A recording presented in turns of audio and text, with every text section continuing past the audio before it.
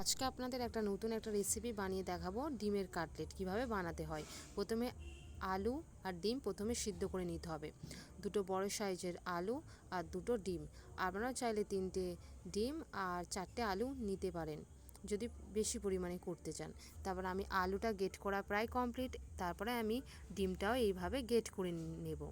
এদিকে তো আমার গ্রেট করা প্রায় কমপ্লিট, আর এটা ছোট বড় সবাই খেতে পারেন।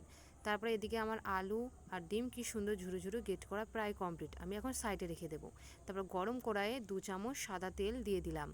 তারপরে একটা বড় সাইজের পেঁয়াজ দিয়ে দিলাম। তারপরে হালকা করে ভেজে নেব আমি 1 মিনিটের মতো। তারপরে আমি আদা আর রসুনের পেস্ট দিয়ে দিলাম।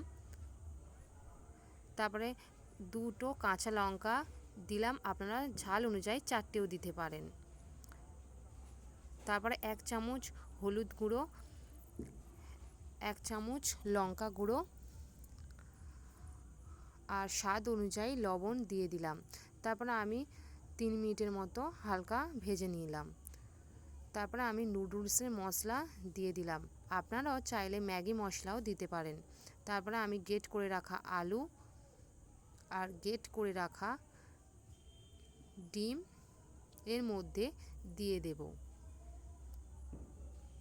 তারপর আমার দেয়া তো প্রায় কমপ্লিট, আর আপনারা চাইলে বাড়িতে একবার বানিয়ে দেখতে পারেন।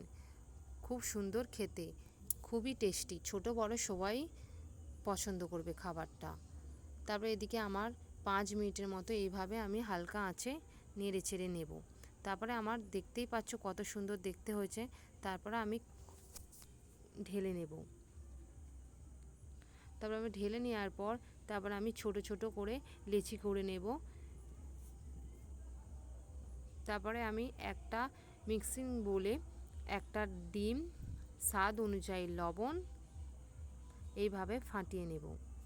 তারপরে গরম কড়াইয়ে সরষের তেল দিয়ে দেব।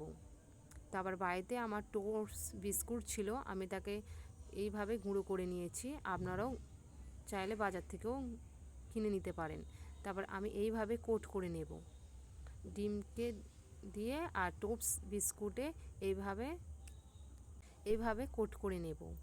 তারপর গরম তেলে আমি দিয়ে দেব।